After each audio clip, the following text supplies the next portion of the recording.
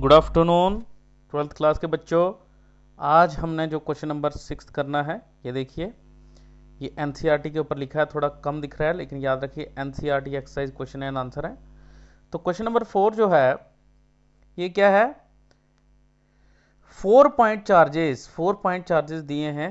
ये देखिए 2 microcoulomb minus 5 microcoulomb, C point पे 2 माइक्रोकूलम फिर से माइनस डी पॉइंट पे 5 माइक्रोकूलम, ठीक है, are located at the corners of square A B C D. यहाँ पे एक स्क्वायर बनाया है, ठीक है, यहाँ से ए बी सी और D.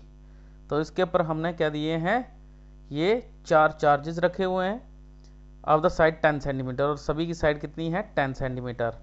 What is the force on the charge of 1 microcoulomb placed at the centre. यहाँ पे 1 माइक्रोकूलम का सेंटर में चार्ज रखा है, इसके ऊपर कितनी फोर्स होगी, नेट वो फोर्स हमें निकालनी है।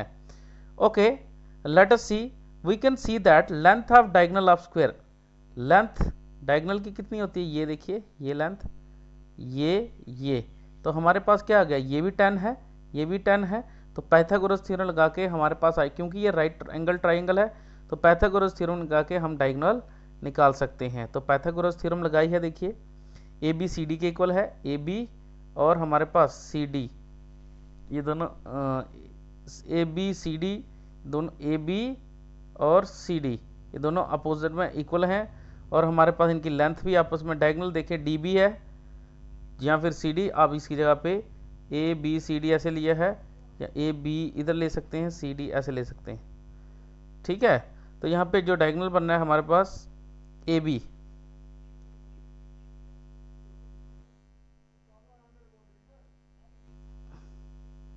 तो कितनी लेंथ है, ओ ए निकालनी है हमें। यहाँ पे देख सकते हैं ओ सी किसके बराबर होगा, और ओ डी, यहाँ पे लेंथ हमारे पास डायगोनल होना है D B is equal to किसके बराबर, सी ए के बराबर आना है। यहाँ पे ये इसको ठीक करना है आपने, इसमें लिखना है हमने, क्या लिखना है, ए सी, डायगोनल ए सी है हमारे पास, और दूसरा कौन सा है, डी बी है। ये बात याद रखनी है आपने, दो डायगोनल है। तो लेंथ मैंने आपको बताया पाइथागोरस थ्योरम लगाएंगे, पाइथागोरस थ्योरम लगा के हमारे पास लेंथ आई डायगोनल की 10 अंडर रूट 2 के बराबर आई, ठीक है, सेंटीमीटर के बराबर, ठीक है। तो ये आप निकाल सकते हैं। अब लेंथ तो आ गई, अब इसको हाफ हाफ करिए, लेंथ का आधा, ये भी आधी लेंथ, ए ओ, ओ बी, ओ सी, ओ डी, ये सारे ए ओ, फिर ओ सी, सी उसके बाद ओ बी, उसके बाद डी ओ। तो ये सारी लेंथ जो है आपस में बराबर हैं, इसीलिए ये हाफ है डायगोनल के, तो 10/√2 सेंटीमीटर के बराबर है। अब निकालना हमें फोर्स। देखिए बेटा, पहले यहाँ पे -1 चार्ज दिया हुआ है, यहाँ पे -5 है, यहाँ पे भी -5 है, ठीक है। तो same charges repel each other, ठीक है। और यहाँ पे क्या दिया हुआ है, यहाँ पे जो चार्ज दिया है 1 माइक्रोकूलम का दिया है, यहाँ पे इसका फोर्स इधर लग रहा है, उतना ही फोर्स ये इधर से इधर लगा रहा है। देखिए फिर से दोबारा, ये फोर्स इधर लगा रहा है चार्ज, ठीक है। इसको थोड़ा बड़ा करके देख सकते हैं आप, ऐसे करके, ठीक है। ये फोर्स इधर लग रहा है तो दूसरा फोर्स इधर लगा रहा है, ठीक है। तो दोनों फोर्स एक दूसरे के ऊपर इक्वल और अपोजिट फोर्स लगा रहे हैं, ठीक है। तो फोर्स और repulsion is 1 microcoulomb charge due to 2 microcoulomb charge at A and C are equal and opposite. ये देखिए ये और ये इक्वल एंड अपोजिट फोर्स लगाएंगे, क्योंकि दोनों पॉजिटिव हैं, ये भी पॉजिटिव है और ये भी इसके ऊपर इक्वल एंड अपोजिट फोर्स लगाएंगे। तो इस डायग्राम को थोड़ा सा आपने और इसको ऐसे लिखना है, इधर करके एरो, इधर करके एरो, एरो इधर करके, इधर आ करके, ठीक है जी। Force by D on O, force by B on O equal and opposite, force by C on O is equal to force by A on O equal and opposite, जिसकी वजह से कैंसिल कर लेंगे और ये यहाँ से चार्ज अपनी जगह से नहीं हिलेगा। तो नेट चार्ज, नेट फोर्स कितना आ जाएगा इसके ऊपर, रिपल्शन का फोर्स लगेगा और नेट फोर्स कितना आ जाएगा 0। उसी तरह से ये दिया हुआ है, देखिए -5 वाला और प्लस दूसरी साइड में माइनस, ये भी एक दूसरे के इक्वल और अपोजिट है, ये कैंसिल कर देंगे, नेट फोर्स जो है वो कितनी लगेगी इसके ऊपर 0। तो मैंने बता दिया, क्योंकि देखिए मैं फिर से एक बार बता रहा हूँ कि यहाँ पे जो फोर्स लग रही थी वो कितनी लग रही थी, यहाँ पे जो फोर्स लग रही है वो कितनी फोर्स लग रही है बेटा, देख सकते हैं यहाँ पे जो फोर्स लग रही है वो लग रही है, जितनी भी लग रही है -5 के द्वारा और 1 के ऊपर, -5 के द्वारा 1 के ऊपर, इक्वल और अपोजिट डायरेक्शन में, ठीक है। तो दो सेम चार्जेस जो हैं ठीक है, वो एक दूसरे को रिपेल करते हैं। जितनी फोर्स इधर से इधर है उतनी फोर्स इधर से इधर है, ठीक है। तो दोनों अपोजिट फोर्सेस हैं और एक दूसरे को रिपेल करेंगी। तो ये बात याद रखनी है आपने, इसीलिए इसमें नेट फोर्स जो है 0 लगी। बहुत इंपॉर्टेंट क्वेश्चन है। क्वेश्चन नंबर 6 है। अब क्वेश्चन नंबर 7 है। Electrostatic field line is a continuous curve that a field line can not have sudden break, why not. कि जो फील्ड लाइन है वो कंटिन्यूस फील्ड लाइन है, ऐसा क्यों है, और इनके बीच में ब्रेक नहीं होती। जैसे देखिए आपने पढ़ी हुई है, पॉजिटिव नेगेटिव ये लाइन ऐसे जाती है, पॉजिटिव से नेगेटिव ऐसे ऐसे, फिर ऐसे ऐसे, फिर इस तरह से, ये पढ़ी हुई है आपने फील्ड लाइन। तो बताइए कंटिन्यूस क्यों होती है? हम दिखते तो हैं डिसकंटिन्यूस, एक्चुअल में ये डिसकंटिन्यूस कभी नहीं होती हैं। दे आर कंटिन्यूस कर्व, हमने प्रॉपर्टीज में पढ़ा भी है। तो कंटिन्यूस क्यों है ये हमने देखना है। देखिए नेक्स्ट आंसर क्या दिया हुआ है इसका, नेक्स्ट स्लाइड में देखते हैं। यहाँ पे electrostatic field line is continuous curve, ये देखिए continuous curve because it represents the actual path of the unit positive charge which experience a continuous force. It cannot have sudden break because the moving test charge never jump from one position to other. बिल्कुल सही इन्होंने लिखा, मैंने जो लिखा है बिल्कुल सही। क्या लिखा है कि ये जंप नहीं कर सकते। जैसे मान लीजिए एक चार्ज है पॉजिटिव, ये नेगेटिव, ये अपना रास्ता तय करेंगे। ये नहीं हो सकता कि ये नारद मुनि की तरह यहाँ से उड़ के या गायब होके यहाँ पे पहुंच जाए। तो जिस रास्ते से जाएंगे वो रास्ता कौन सा होगा? Electric field line. तो रास्ता कंटिन्यूस है क्योंकि ये गायब नहीं हो सकते, इसीलिए फील्ड लाइन भी कैसी है? कंटिन्यूस है। तो ये मैंने इधर लिखा हुआ है, एक बार फिर से बता रहा हूं आपको, तो आप यहां से पढ़ सकते हैं। Electrostatic field line continuous curve होती हैं क्योंकि ये एक्चुअल पाथ बताती हैं यूनिट पॉजिटिव चार्ज का, ठीक है, रास्ता बताती हैं एक्चुअल, और जो कि एक कंटिन्यूस फोर्स है, ठीक है। रास्ता जो है वो एक, उसमें क्या लगता है? कंटिन्यूस फोर्स, क्योंकि इलेक्ट्रिक फील्ड होती है। तो इलेक्ट्रिक फील्ड क्या होती है? फोर्स पर यूनिट चार्ज, ठीक है। तो उस रास्ते में कंटिन्यूस एक चार्ज दूसरे चार्ज के ऊपर फोर्स लगाता है, ठीक है। देखिए आपने ये भी पढ़ा है कि electric field lines are imaginary lines which are present around the charge in such a way so that they are suppose to move if they free to do so. वो अगर चार्ज मूव कर सकें तो उस रास्ते में, उन रास्तों में वो चार्जेस, या एक चार्ज की, अगर एक चार्ज की बात की है तो क्या करेगा? वो चार्ज उस रास्ते में मूव करने की कोशिश करेगा। अगर वो मूव कर सकता होगा तो इसी रास्ते को फॉलो करेगा। तो रास्ता जो होता है वो कंटिन्यूस होता है, डिसकंटिन्यूस नहीं होता। इसीलिए फील्ड लाइन भी कैसी होती हैं? कंटिन्यूस होती हैं। तो ये बात याद रखनी है आपने। ओके, तो दूसरा आता है हमारे पास, two electric field lines never crosses each other because if they cross each other at a single point, ये आप ऑलरेडी पढ़ चुके हैं। देन देखिए मान लीजिए एक इलेक्ट्रिक फील्ड लाइन ये आ रही है, एक इलेक्ट्रिक फील्ड लाइन ये आ रही है। इसको थोड़ा मैं बड़ा करता हूँ और बड़ा करके समझाता हूँ। देखिए एक इलेक्ट्रिक फील्ड लाइन ये है, एक इलेक्ट्रिक फील्ड लाइन ये है, ओ पॉइंट पे कट कर रहे हैं, और एक पॉइंट ये है पी पॉइंट। यहाँ से आपको पता है दो टेंजेंट ड्रा होंगे, एक यहाँ पे इस डायरेक्शन में, एक इस डायरेक्शन में। ठहरो मैं आपको बताता हूँ। ओ पॉइंट हमने ले लिया, तो हमें पूछा है कि इस ओ पॉइंट पे हमें इलेक्ट्रिक फील्ड की डायरेक्शन बताइए। तो हम क्या करेंगे, यहाँ पे इलेक्ट्रिक फील्ड की डायरेक्शन क्या मिलेगी हमें? देखिए ये टेंजेंट एक ड्रा हुआ, एक डायरेक्शन ये आ गई, एक टेंजेंट ये ड्रा हुआ तो एक डायरेक्शन ये आ गई। एक ही पॉइंट से दो डायरेक्शन आ गई, क्योंकि हमें टेंजेंट जो होता है इलेक्ट्रिक फील्ड लाइन पे वो हमें इलेक्ट्रिक फील्ड बताता है। तो एक ही पॉइंट से दो टेंजेंट आ गए, जो कि प्रैक्टिकली पॉसिबल नहीं होता। एक ही पॉइंट से एक ही इलेक्ट्रिक फील्ड जो होती है, एक ही इलेक्ट्रिक फील्ड की डायरेक्शन होती है, दो डायरेक्शंस नहीं होती। इट मीन्स ये आपस में कभी भी एक दूसरे को कैंसिल नहीं कर सकते। हैंस हमारी सपोजिशन जो है वो गलत है। हमने जो सपोज किया था कि वो एक दूसरे को इंटरसेक्ट कर रहे हैं, ये बिल्कुल गलत सपोजिशन है, ठीक है जी, हमने गलत सपोज किया था। ये आगे क्वेश्चन नंबर 2 हमारे। अब क्वेश्चन नंबर 3 की तरफ मूव करते हैं, जो कि बहुत इंपॉर्टेंट क्वेश्चन है, इसको ध्यान से देखेंगे। क्या है? 2 पॉइंट चार्जेस QA 3 माइक्रोकूलम, ये देखिए, और दूसरा दिया है हमारे पास -3 माइक्रोकूलम, ये -3 है, और ये आपस में 20 सेंटीमीटर पे है, ठीक है। इसमें डिस्टेंस कितना है? 20 सेंटीमीटर इनके बीच में, ठीक है, वैक्यूम में है। What is the electric field at the mid point? यहाँ पे इलेक्ट्रिक फील्ड कितनी होगी of the line AB joining the two charges? तो इलेक्ट्रिक फील्ड अब आते हैं हम क्वेश्चन नंबर 8 की तरफ। 2 point charges Q A 3 microcoulomb और क्या दिया है हमारे पास क्यू बी दिया हुआ है -3 माइक्रोकूलम, एक दूसरे 20 सेंटीमीटर दूर हैं, वैक्यूम में रखे हैं। What is the electric field eight,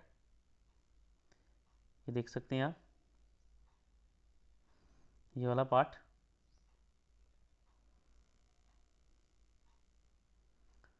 तो यहाँ पे what is the electric field at the mid point O of the line A B joining the two charges. देखिए ये पॉइंट बड़ा इंपॉर्टेंट समझने वाला है, हमें इसके ऊपर निकालनी है इलेक्ट्रिक फील्ड क्या होगी, इसके ऊपर निकालनी है। तो इसके लिए हम क्या करते हैं, इसको डिटेल में समझते हैं। देखिए कैसे हम क्या करते हैं, सबसे पहले ये पॉजिटिव चार्ज है, ये नेगेटिव चार्ज है, और इलेक्ट्रिक फील्ड होती है पॉजिटिव, यूनिट पॉजिटिव चार्ज के ऊपर कितना फोर्स लगा है। तो unit positive charge O point के ऊपर रखा है हमने, यहाँ पे बोला नहीं है mid point O of the line A B joining two charge if negative test charge on ये बताया मैग्नीट्यूड, ये बताया है placed at the point what is the force experience by the, तो नेगेटिव इधर रखा है। तो याद रखिए यहाँ पे हमने कौन सा रखा है, तो इलेक्ट्रिक फील्ड अगर ओ पॉइंट पे निकालनी है तो इसका मतलब यहाँ पे चार्ज होना चाहिए। तो कितना चार्ज अगर नहीं दिया है तो याद रखना है यूनिट पॉजिटिव चार्ज रखा है, ठीक है जी, यूनिट पॉजिटिव चार्ज रखा है। अब यहाँ पे देखिए अगर ये यूनिट पॉजिटिव चार्ज है तो पॉजिटिव चार्ज की वजह से ये नेगेटिव चार्ज इसको अट्रैक्ट करेगा अपनी तरफ, ये फोर्स आ गई, लेकिन पॉजिटिव चार्ज रिपेल करेगा, तो रिपेल आउटवर्ड रिपल्शन, ठीक है, रिपेल करने का। अब इसकी तरफ क्या हो रहा है, इसकी तरफ तो अट्रैक्शन हो रहा है, ठीक है जी, ये ए है ये बी है और ओ बी की तरफ इसकी डायरेक्शन आ गई इसका मतलब। तो अब हमने निकालना क्या है, अब देखिए इसकी वजह से इसके ऊपर फोर्स जितनी, क्योंकि ये 3 माइक्रोकूलम है, ठीक है, और ये आ गया, तो ये आ गया आउटवर्ड रिपल्शन की फोर्स, ठीक है।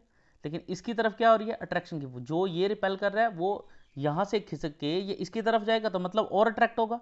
तो इसमें जो नेट इलेक्ट्रिक फील्ड आएगी वो क्या आएगी, net electric field, net electric field E जो दी है वो आ जाएगी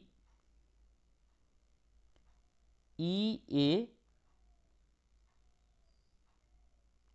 ए प्लस ई बी। तो दोनों का, क्योंकि दोनों का चार्ज सेम है तो आपको पता है और डिस्टेंस सेम है, यहाँ से लेके यहाँ तक कितना है 10, यहाँ से लेके यहाँ तक कितना है 10, क्योंकि टोटल कितना था 20, तो डिस्टेंस कितना है यहाँ से लेके यहाँ तक 20 और आधा आधा इनका कितना हो जाएगा 10 10। तो एक बात याद रखिए, अब हमारे पास नेट इलेक्ट्रिक फील्ड इन दोनों चार्ज की वजह से होगी, तो हमने यहाँ पे नेट लिए इसीलिए यहाँ पे 2 लिया हुआ है।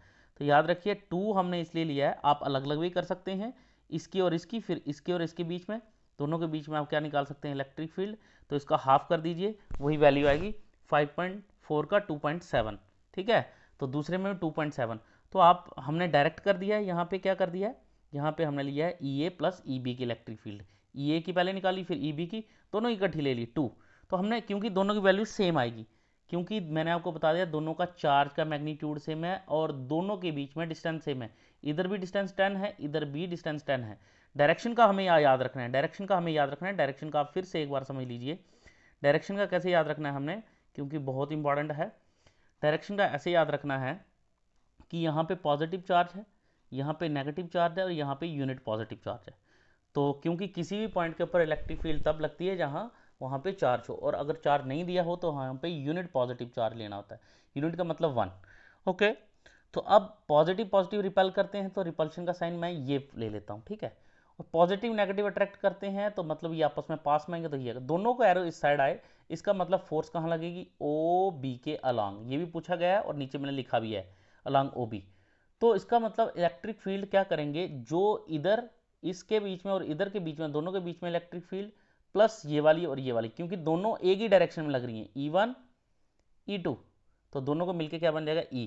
तो E1 प्लस E2, क्योंकि चार्ज सेम है डिस्टेंस सेम है तो दोनों की इलेक्ट्रिक फील्ड भी सेम, तो इसलिए 2 time Q A upon 4 pi epsilon not r square. Otherwise electric field का फार्मूला 1 अपान 4 पाई होता है एप्सिलॉन नॉट, इलेक्ट्रिक फील्ड का फार्मूला मैं आपको फिर से बता देता हूँ, अदरवाइज इलेक्ट्रिक फील्ड का फार्मूला जो होता है कितना होता है ये भी मैं आपको बता देता हूँ, आपको पढ़ा है 1 upon 4 pi epsilon not Q upon r square, तो ऑलरेडी आप फार्मूला पढ़ चुके हैं इसका, ठीक है जी, कोई बड़ी बात नहीं है, ये फार्मूला आप पढ़ चुके हैं।